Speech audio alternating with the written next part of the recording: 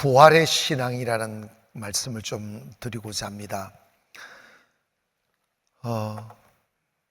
기독교의 신비 중 하나가 기독교는 부활의 종교라는 것입니다. 세상에는 부활이라는 단어가 없어요. 죽음, 그것으로 모든 것이 끝이 납니다.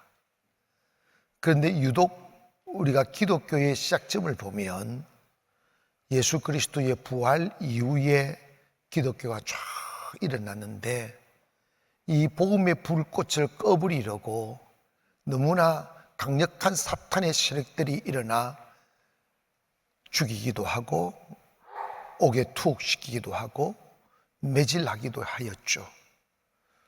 그리고 예수를 믿겠노라고 결심하는 그 순간부터 그 사회로부터 버림받고 정상적인 사회생활을 할 수 없는 그런 어려움에 처했었을지라도 무슨 연륜인지는 모르지만 아무도 그들로 하여금 예수를 믿으라 강요하지 않았고, 또 예수님을 믿는 것이 사회적인 혜택이 있는 것이 아니라 오히려 더 해를 받아야 되는 상황 속에 있는데, 어떻게 그렇게 기독교가 불릴듯 확 타올라 전 세계로 퍼져나갈 수 있게 되었던가 하는 것입니다. 예수님의 제자들은 당시에 사회론 별로 존재감이 없는 범인들에 불과했는데, 그들이 주님을 따르던 3년의 시간들은 정말 황홀했던 시간들입니다. 한 번도 들어보지 못할 영혼을 만족시켜 주시는 말씀을 들어가며, 그리고 기적의 빵으로 배불리고, 그리고 단 한 번도 보지 못했던 표적과 기사들이 주님의 입술에서, 그리고 주님의 손끝에서 일어나는 것들을 보면서 삶이 이런 것도 있구나, 세상엔 정말 신기한 게 너무 많아, 저분에게는 사람들에겐 있을 수 없는 신비한 초월의 능력이 있어, 우리가 저분 따라가면 행복해질 수 있고, 저분 따라가면 가치 있는 삶을 살아갈 수 있고, 분명히 저분 따라가면 우리 출세할 수 있을 거라고 확신하고 주님을 따라갔죠. 3년 동안 난 한 번도 갈등해 보지 아니하고 당당하게 주님 따라가는 걸 자랑스럽게 여기며 따라갔지만, 때가 되어 흑암의 근세가 예수 그리스도를 체포하고, 그리고 왕이 될 줄 알았던 그분이 하늘과 땅과 모든 권세를 가져 어떤 사람도 예수님을 해코지할 수 없다고 여겼던 그 예수님을 로마의 군병들이 체포하고 군중들이 벌떼처럼 몰려들어 주님을 향하여 침뱉고 돌팔매질하고 때리고, 어제까지 보았던 그 신기한 능력이 나타나 예수님을 괴롭혔던 저 모든 흉악한 사람들을 신비한 하나님의 능력으로 다 죽여버릴 줄 알았는데 아무 일이 벌어지지 않았어요. 예수님을 향하여 침을 뱉어도 아무 일이 없었고, 매질을 해도 아무 일이 없었고, 돌팔매질을 해도 아무 일이 없었습니다. 그들이 생각했던 그들의 생각했던 그 신비한 능력은 아랑곳 사라져버리고 주님은 침묵으로 그 고통을 참아갑니다. 그 아름다운 옷을 입고 있는 그분, 명예와 존경과 그리고 모든 사람들로부터 우리로 보셨던 그 아름다움은 다 사라지고 이제 발가 벗겨져 십자가에 매달려 피 흘리고 외로이 그 슬픔을 견뎌내며 뼛속까지 스며오는 고통을 이겨내고 죽음으로써 그 아픔을 끝내는 주님의 죽음을 보고 주님을 따랐던 모든 제자들, 이제는 끝이로구나. 우리가 따랐던 3년은 꿈이었던가 보다 생각하며 꿈도 접고 희망도 접고 잔인하게 휘두르는 로마의 칼을 피하여 몸이라도 살아보자고 아무도 모르는 곳으로 숨어들고 있는 제자들, 그 가슴 속에 얼마나 실망이 컸겠어요. 예수 그분이 진정 하나님의 아들이 아니었던가 봐. 우리가 이 꼴 보리고 저분을 따라갔었던가 후회하며 고개를 떨구고 육신의 안전한 장소를 찾아 헤매이고 있던 그들에게 사흘이 지나자 이상한 소문이 퍼지기 시작하는 거예요. 예수님이 살아나셨다고. 믿을 수 없는 이야기들입니다. 처음에는 막 그냥 떠도는 소문이 이르니 하며 끝내 외면하며 다시 돌아간 세상에 젖으려 했었는데, 이게 거부할 수 없는 게 사람들의 이야기로 그냥 전언으로 들려오는 그 부활이 아니라 세상에 며칠 전에 자기들의 눈앞에서 고기를 뜰고 오셨던 그 주님이 살아나셔서 직접 나타나셔서 말씀하시는 거예요. 믿지 않을래야 않을 수 없는 현실 앞에 서게 되는 거예요. 그리고 주님 말씀합니다. 나는 살아났다. 나는 부활이다. 나는 하나님이다. 내가 일시적 죽었던 그 죽음은 내가 죽음을 이길 수 있는 권세가 없어서 죽은 것이 아니라 너희들을 대신한 죽음이다. 내가 죽어 너희들의 죄를 도말했고 내가 죽어 죽을 너희들을 살렸다.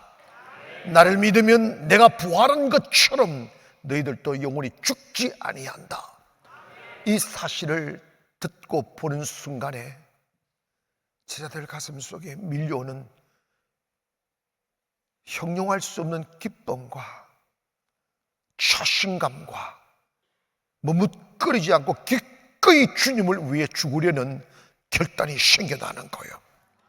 그래서 여전히 위협하고 협박하고 죽이려 하는 로마의 칼을 맞서서 일어나 예수 그리스도는 죽지 않았어. 예수 그리스도는 부활하셨어. 예수 그리스도는 하나님의 아들입니다. 외치기 시작하는 거예요. 그런데 이 부활이 모든 사람들로 하여금 벌떼처럼 일어나 주 위에 죽겠노라고 막 외치며 핍박을 이겨내며 복음을 전하여 초대교회가 그렇게 일어났음을 기억하기를 원합니다. 그 복음이 산을 넘고 바다를 건너 이곳 조그마한 땅 대한민국에까지 이르르고 오늘 저와 여러분이 그 부활의 주님의 이름으로 모여 함께 그분을 찬양하고 그 부활을 노래하는 이 시간은 2000년이 지났어도 꺼지지 않는 희망의 불꽃입니다. 우리가 이룰 수 있는 것은 부활하신 주님이 지금도 살아계셔서 여러분의 마음을 움직이시고 여러분으로 하여금 믿음을 갖게 하고 삶의 가치에 대한 눈을 뜨게 하고 사라져버릴 세상 끝에 연연하며 살지 아니하고 영원히 있는 주의 이름으로 살겠노라고 결심하며 다짐하는 사람들이 모인 곳이 이곳임을 믿기를 바랍니다.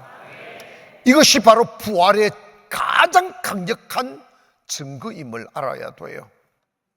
그런데 불행히도 우리가 부활의 주님을 성령을 통하여 경험하지 못하면 끝없이 사탄의 세력들로 인하여 부활을 의심케 하는 생각들에게 붙들리게 됩니다.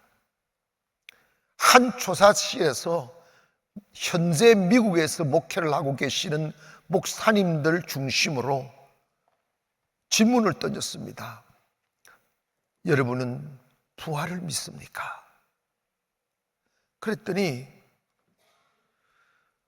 미국에서 목회하는 미국 목사님들 중에서 50% 이상이 나는 부활을 믿지 않습니다 라고 답을 했다는 거예요. 저도 제가 아는 미국 친구 목사님이 계시는데 같이 좀 여행도 해보고 같이 해보니까 좀 그런 거예요. 그래서 내가 물어봤어요. 아주 조심스럽게 부활을 믿냐고. 그랬더니 말을 잊지 않더라고요. 이러더니 Let me see 그러더라고. 씨를 좀 보자. 그래.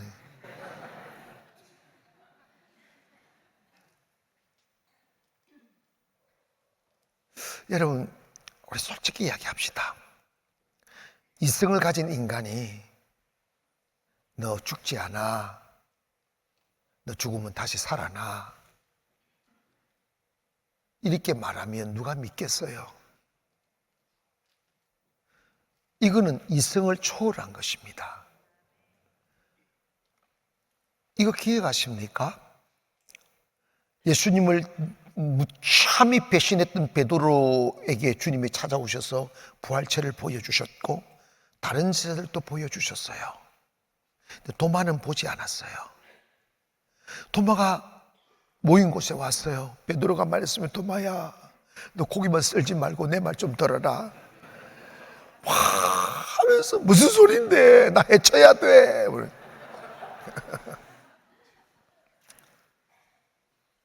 예수님이 부활하셨어. 뭐라고? 아니 예수님 부활하셨다니까, 내가 만났다니까. 베드로는 미쳤어? 이런 거지. 도마도 여러분 있지 않습니까? 3년 동안 주님을 따라다녔다고요. 표적과 기사를 다 보았다고요. 그럼에도 불구하고 주님의 죽음의 현장을 보았기에 그분이 살아났다고 하니까 못 믿는 거지. 인간 사이에 다시 살아나는 게 어딨냐고요.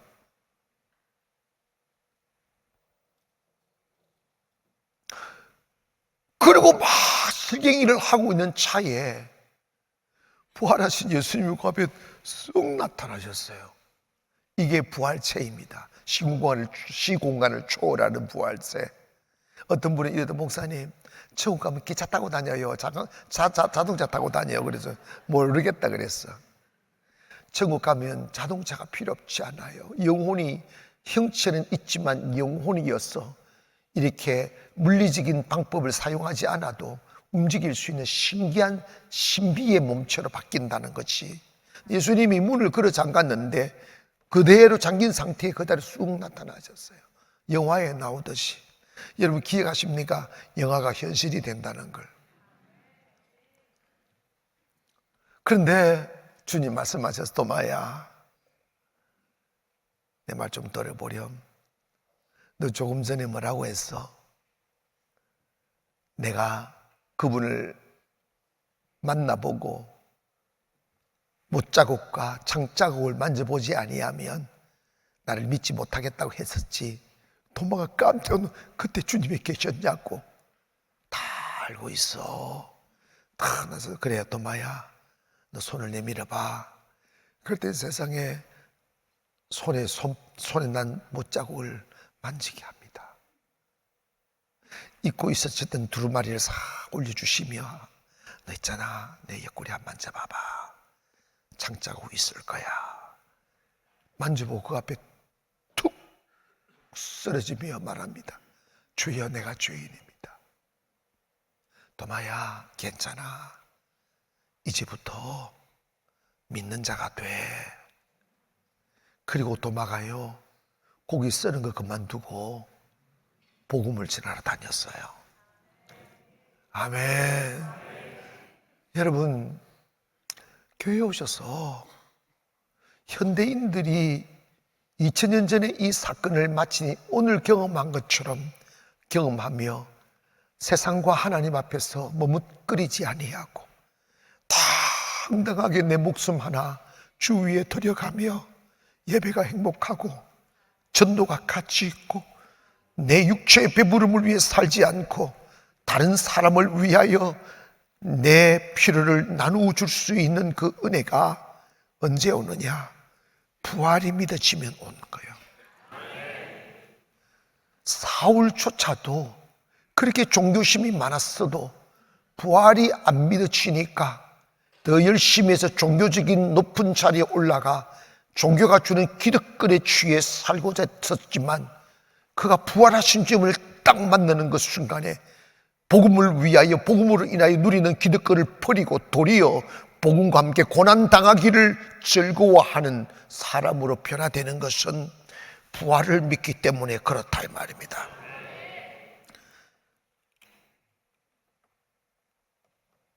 우리가 이걸 기억해야 됩니다.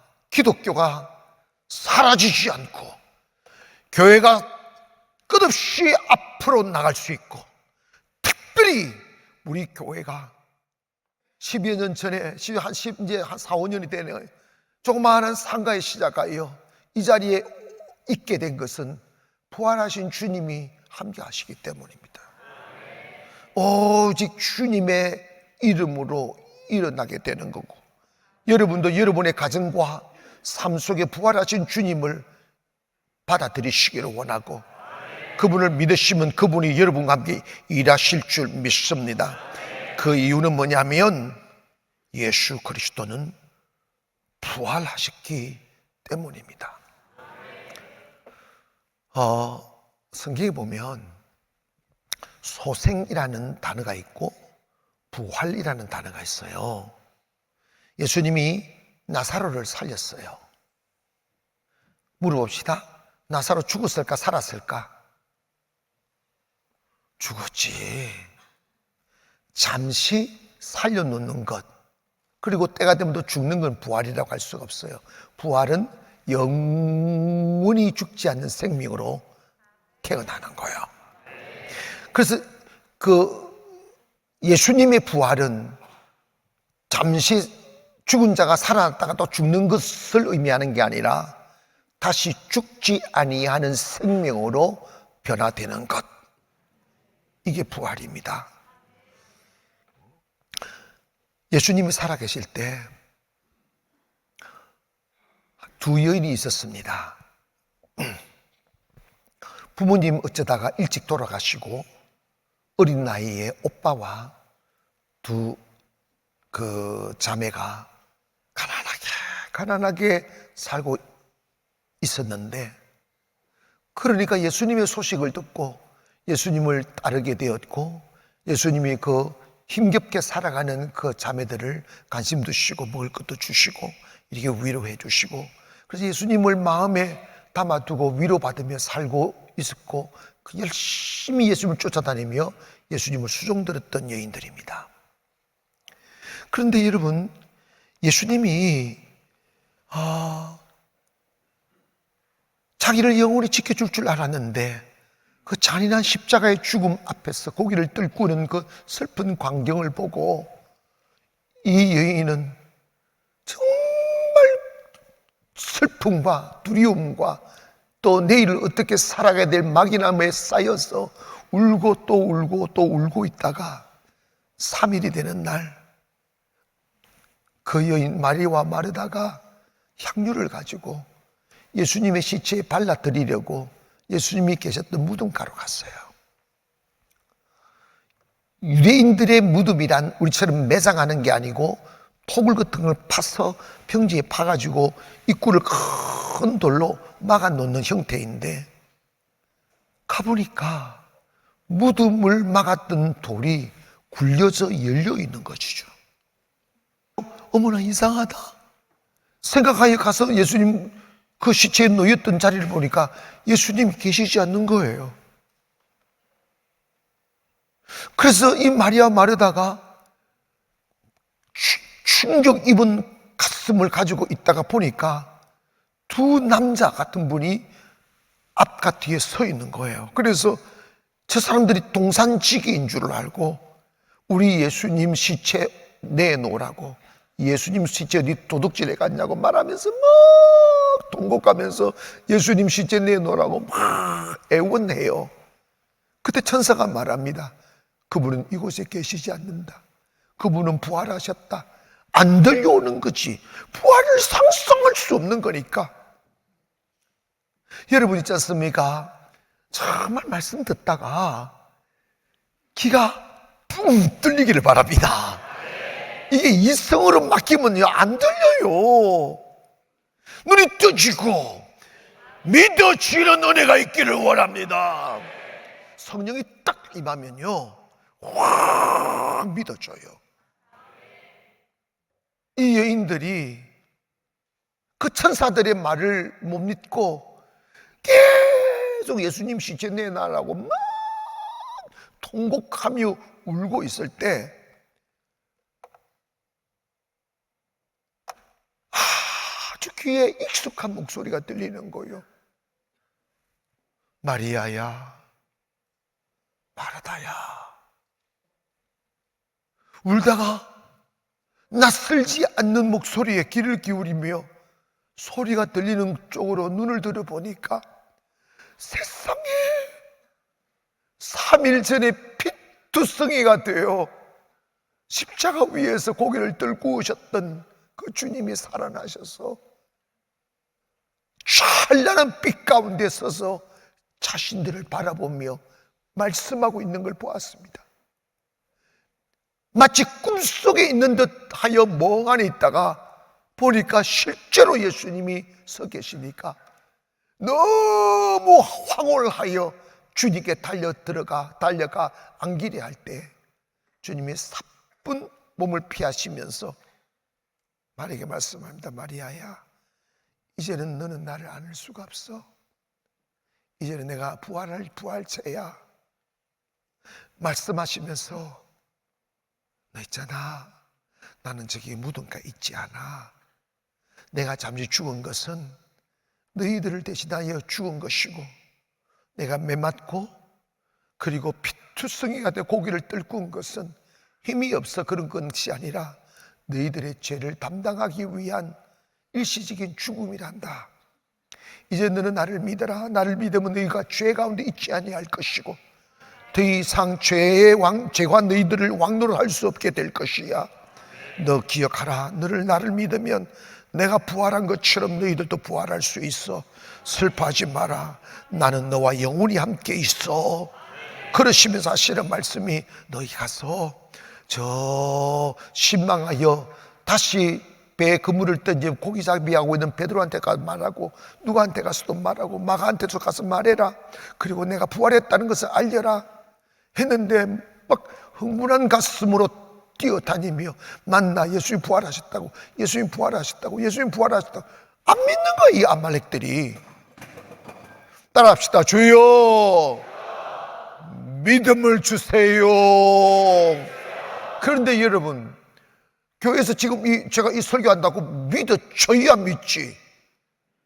제가 믿습니까? 뭐 100% 손들어요. 그런데 잊어버려요. 근데 여러분 기억하세요. 성경에서 말씀하는 것은 강요된 믿음을 가지라는 게 아니에요. 경험되어져야 돼요. 지금도 살아계셔서 성령으로 역사하시는 하나님을 경험할 때 부활이 믿어지고, 그 부활이 믿어져야 내 육체를 위한 삶을 중단하고 허망한 인생을 그만두고 영원한 삶을 살아가게 되고 가치 있는 삶을 동경하게 되는 거죠. 상상해 보세요.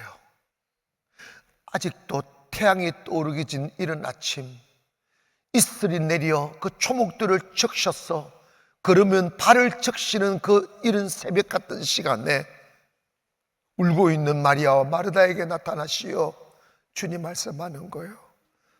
마리아야, 울지 마라. 너 왜 울고 있니? 울지 마라. 아침 한기가 자욱한 그곳에서 주님과 제자들이 같이 걷는 거예요. 손잡고 노래하며 아름다운 그 찬양을 함께하는 거예요. 그래서 이 마일스라는 분이 이렇게 마리아와 주님과의 죄의 그 순간을 이렇게 노래했어요.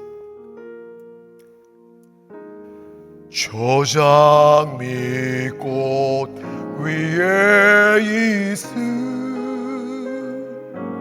아직 맺혀 있는 그때 귀에 있느니 소리 들리니 중성 분명하다. 우리 가슴 여시고 주님 나와 동행을 하면서 나를 친구 삼으셨네.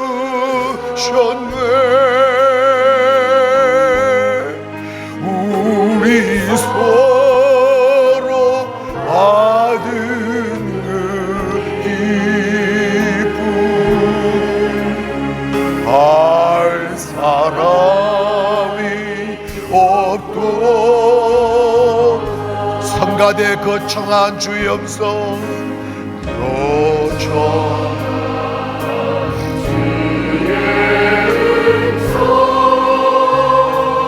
붉은 새도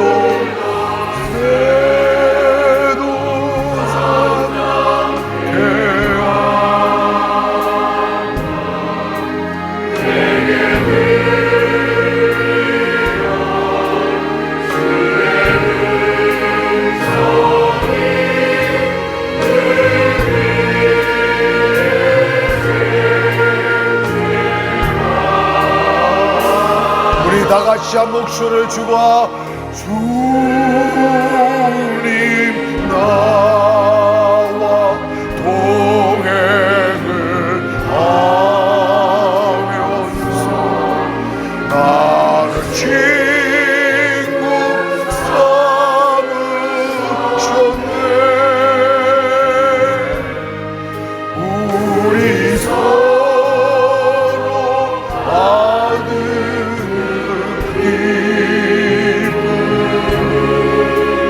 날 사람이 없고 다시 거청한 주의 음성 거청한 주의 음성 울던 새도 잠잠케 내게 들리는 주의 음성이 늘 위해 쟁쟁하라.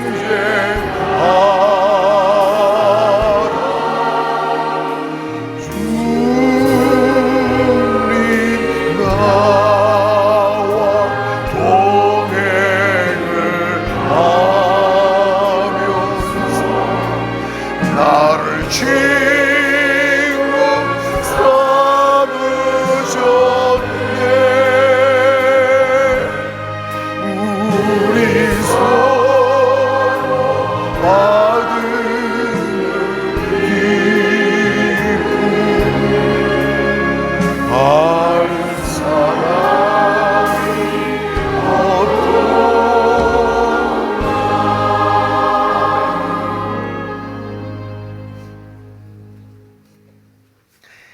제가 좀 부끄럽긴 하지만 어릴 적부터 목사가 되는 꿈을 꾸고 과정을 거쳐 목사가 되었습니다.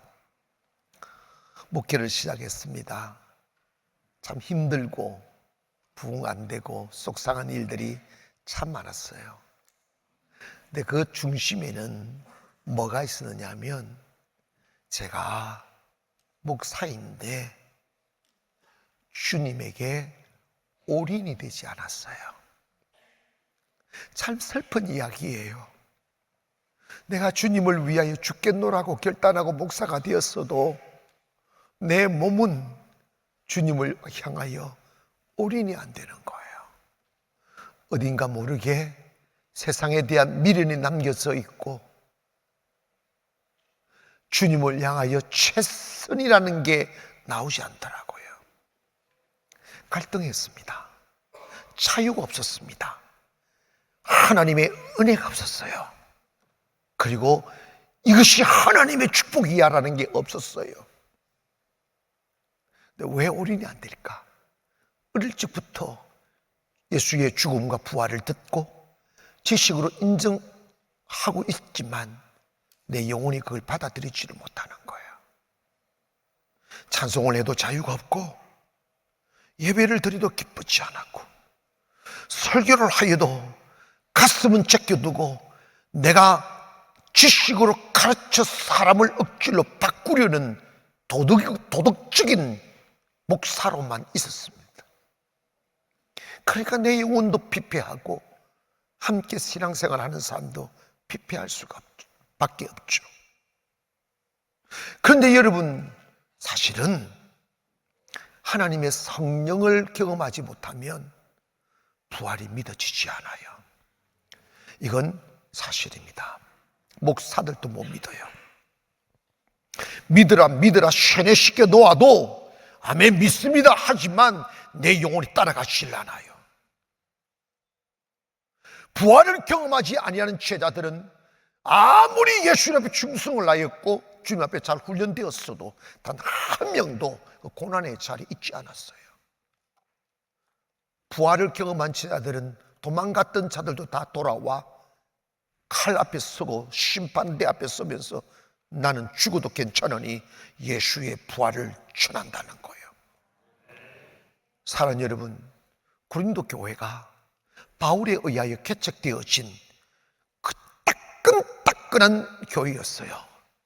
그럼에도 그 교회 안에 부활을 믿지 못하여 방황하고 갈등하는 성도들이 많다는 소식을 듣고 바울이 이런 이야기를 합니다. 고린도전서 15장 12절부터 함께 쭉 읽어봅니다. 시작. 그리스도께서 죽은 자 가운데서 다시 살아나셨다 전파되었거늘 너희 중에서 어떤 사람들은 어찌하여 죽은 자 가운데서 부활이 없다 하느냐. 만일 죽은 자의 부활이 없으면 그리스도도 다시 살아나지 못하셨으리라. 그리스도께서 만일 다시 살아나지 못하셨으면 우리가 전파하는 것도 헛것이요 또 너희 믿음도 헛것이며 또 우리가 하나님의 거짓 정인으로 발견되리니 우리가 하나님이 그리스도를 다시 살리셨다 정언하였음이라. 만일 죽은 자가 다시 살아나는 일이 없으면 하나님이 그리스도를 다시 살리지 아니하였으리라. 만일 죽은 자가 다시 살아나는 일이 없으면 그리스도도 다시 살아나신 일이 없었을 터이요 그리스도께서 다시 살아나신 일이 없으면 너희의 믿음도 헛되고 너희가 여전히 죄 가운데 있을 것이요 또한 그리스도 안에서 잠자는 자도 망하였으리니 만일 그리스도 안에서 우리가 바라는 것이 다만 이 세상의 삶뿐이면 모든 사람 가운데 우리가 더욱 불쌍한 자리라. 바울이 이야기합니다. 왜 너희가 부활이 없다고 하느냐? 부활이 없으면 지금 우리 신앙생활 이거 다 끝이야. 너 놀러나같이 왜 이 자리에 앉아있어? 그리고 예수 믿다가 죽은 자들이 얼마나 불쌍하냐? 있지도 않는 하나님, 있지도 않는 부활을 헛되이 믿다가 인생을 다 망치다가 죽었으니 얼마나 불쌍하냐? 나도 불쌍하다. 나는 예수 때문에 나의 부귀영화를 다 버렸다. 나는 사람을 체포하는 권력자에 섰는데 예수 전하기 위해 난 도망자로 살았다. 감옥에도 들어가고 태장에도 맞았고 가난하고 먹지 못하고 죽고 죽음에 놓였다. 만약에 부활이 없다면 나처럼 불쌍한 사람 없다. 나의 잘못된 선택이 내 인생을 망쳤다고 말할 것이다. 그러나 분명히 기억해라. 나는 후회하지 않는다. 왜? 내가 부활하신 주님을 만났기 때문이다. 그러면서 사도행전 20장 24절에 이렇게 보면 나의 달려갈 길과 주 예수께 받은 사명 곧 하나님의 은혜의 복음을 증언하는 일을 마치려 하면은 나의 생명조차 조금도 귀한 것으로 여기지 아니한다. 부활을 믿어야 돼요. 사랑하는 여러분, 저는 여러분에게 부활을 믿으라고 강요하고 싶지 않아요. 왜냐, 이 부활은 믿으라 강요된 믿음은 거짓이기 때문에 그렇습니다. 제가 매일 예배를 드리기 시작한 해가 40대 초반입니다. 그 전까지는 세상의 미련이 사라지지 않았어요. 고난을 통하여 부활하신 주님을 딱 만나보니까 올인이 살 길이고 올인이 행복하다는 걸 알게 된 거예요. 올인해보니까 주님의 은혜가 있습니다.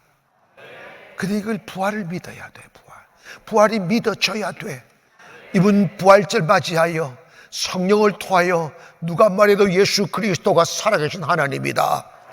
송도 우리 가나안 교회 보니까 주님이 계시더라. 여러분, 부활은 주님이 우리에게 주신 선물이고 약속입니다.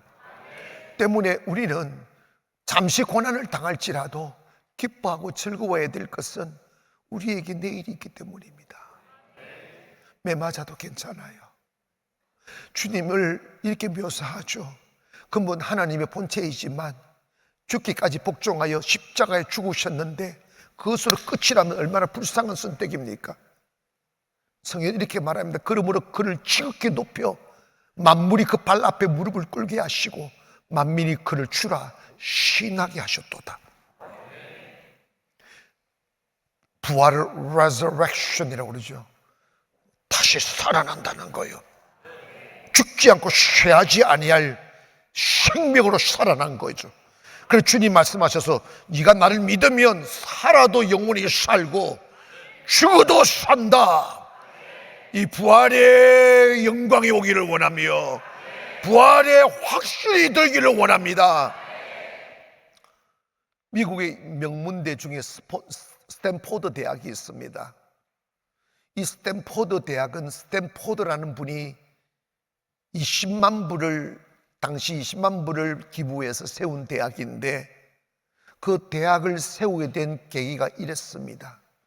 스탠포드가 아름다운 가정을 꾸리고 아들을 자기를 톡 빼닮은 아들을 낳았는데 너무너무 잘생기고 똑똑하고 장래가 촉망하게 느껴져서 그를 극진히 잘 기르고 공부시키고 정말 멋있게 이렇게 청소년이 됐어요.